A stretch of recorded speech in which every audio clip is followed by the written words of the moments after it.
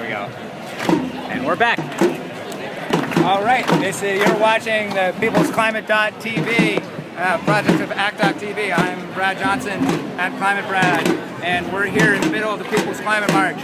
We just were talking with New York State Attorney General Eric Schneiderman, who's here with a large contingent of lawyers from his office and his security detail. And we will going to pull back out, and we're going to take a look at the march, and we're going to let it just like streaming by.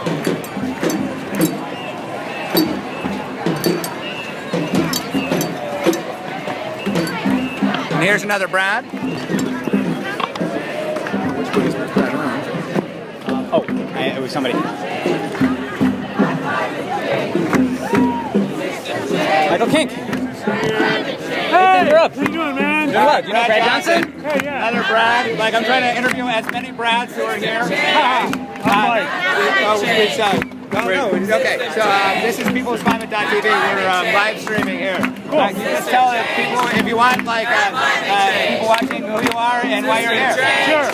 My name's Mike Kink. I'm Executive Director of the Strong Economy for All Coalition. We work on economic justice and income inequality here in New York. I'm also a friend of the New York State Attorney General, Eric Schneiderman. I'm walking with his posse, partially because getting elected officials to step up and provide leadership is part of this.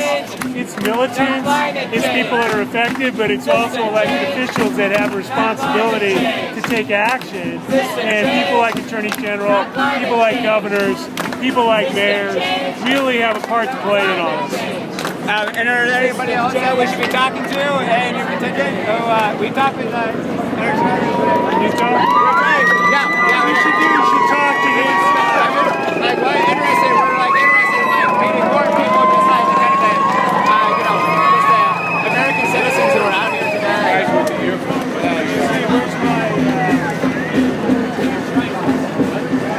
And you can see he was saying we have like somebody who's ready for Hillary Clinton, and we have people long-term thinking, not short-term gain. Every action has a reaction. Walking for our grandsons in their future. Jobs, justice, clean energy. Good to see you. See, we have the people watching from Central Park supporting. Yeah.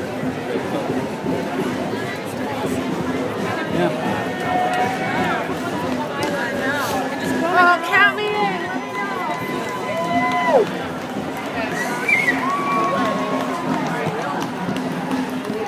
All right, so pretty soon I think we should kind of get back and I'm with you. But we're still like, we're still very much at like the very forefront of the march. There's the frontline communities, and we're having like local officials and parents, but then there's scientists, clean power people. We haven't even, I don't think we've even really reached the huge labor contingent that's ahead. Like, we're still in, as you can see, like New York officials and students around here. And so we're gonna like walk back and like try to just like get a sense of the scope of this march. I can't lift this too high with the cord, so just keep that in mind. If I take it out, if it's important, this is good. All right, but we're gonna grab one. Okay, we're gonna grab Bracken Hendricks, like a true climate. He's one of the most passionate people about figuring out ways to like just really create clean energy in this country. Can you just tell me, we're live streaming with People's Climate.tv, what your name is and why you're here today? I'm Bracken Hendricks. I'm here because I believe we can and must build a clean energy future starting today. The kind of force that you see out here is the political momentum we need to reinvest and rebuild all of our infrastructure. We've got to get off of fossil fuels in absolute terms in the next 20 years, or we will see a devastating climate crisis. And is it possible? It's absolutely possible. We have to we have to improve energy efficiency 30% across the entire U.S. economy. We have to increase renewable energy by 4 times, and we have to have absolute reductions in fossil fuel use. There is no natural gas bridge. There is no all-of-the-above policy that will work. We have to commit to efficiency and renewables. And Bracken's not just talking about, he's like involved in a huge report. Can you just tell people, like, just what it is and how to find out more about it? We did a study. It's on the Center for American Progress website. It's called Green Growth. We did a study over 4 years with the University of Massachusetts Amherst, and we believe that there is absolutely the ability to save the climate, but the window is small and it's narrowing rapidly. All right, thank you so much. Thanks, Brad. We're going to go and try to run up and catch Naomi Klein. Whoa.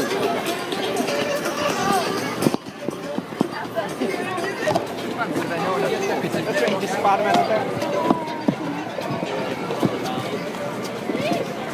I'll book it if she's gone. Like as long as she's in a not that far ahead of us, but we did lose some time. You guys mayors?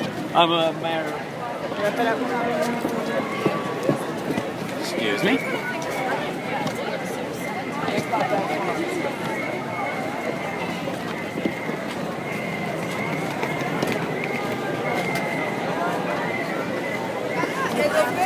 El opera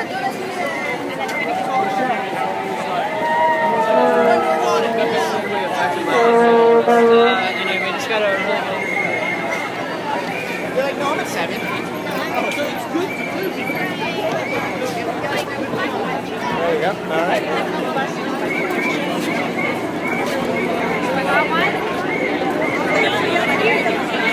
How's it going? Good. We're Brad Johnson at People's Climate.tv. Brad. Hi. Yeah. We've been like chatting. Yeah, I know how to find you people. Yeah, please. What's your last name? Johnson. And Climate Brad. So we're live streaming with People's Climate.tv. We're just talking to Bracken and Hendricks about how like economically you can get rid of fossil fuels and transition to clean energy, but how can it be done politically? And sorry. Now let's stop for a second. Can you tell our viewers on peoplesclimate.tv who you are and why you're marching here today? Hi, I'm Naomi Klein. I'm a writer. I'm marching here because this is an amazing convergence of people, and it's a place to be. Where else would you be? And so, sure, it's economically and technologically possible to change, but why haven't we changed that? Yeah, it's economically possible. It's technologically possible. We're here in this solutions club. It's not only possible, you can point to places where they're doing it, right? I mean, Germany, 25% of their electricity coming from renewable energy. So the barriers are political, they're financial. And it's about the fact that fossil fuels is, when you build an economy on fossil fuels, you build a very concentrated economy. It's the nature of carbon that where it is found is concentrated. It's expensive to get it out of the ground. It's expensive to refine it. It's expensive to transport it and lend itself to monopoly capitalism. And the problem with that is that then you have some very, very powerful rich people who... Like David Koch, who lives just up the street there? Right, exactly. And they don't just have money to burn, they have money to bribe. And they basically bought the political system. So, this is an attempt to build a counterpower to that concentrated political power on the inside. The only thing we have going for them is that they are few and we are many. The problem in the past, I think, has been that climate has been this issue that a lot of people just kind of outsource to a pretty small movement of professional green NGOs. And this is, as you know, I've been a little critical of some of those green NGOs, but I've also been self-critical. Why did it take us so long? Why did it take the social justice left so long to really engage on climate? And that has really changed. And I think you see that in this march. You see that this is not, I was in Copenhagen and that was, a march of NGOs. This is a march of people. Yeah. This is a march of community. And so I want to make sure, because, everybody should know, but I don't know if everybody knows that Naomi Klein, the author of No Logo and the Shock Doctrine, just officially launched her new book, This Changes Everything. And people should obviously buy it or go to their local library and read it and share it. But what's the seed of the message? What's that kind of that beginning message to that launches it?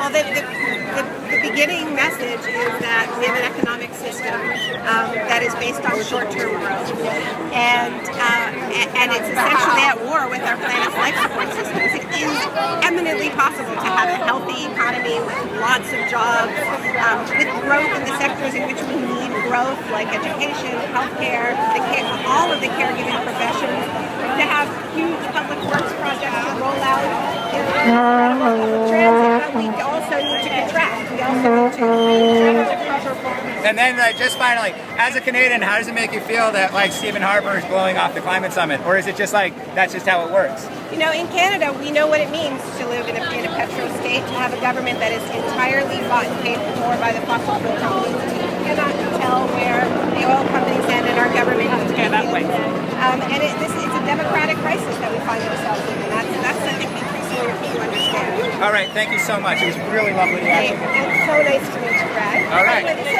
No, I did not. Oh, wow. Great. Brad Johnson is just like an amazing climate leader. And doing People's Climate.tv. You guys should know each other. Yes, we'll figure it out. I'll find. Get a photo? You want a photo of it? Right? Yeah, that's right. Can we get on my back? We should cut and uncut again. All right, we'll be back with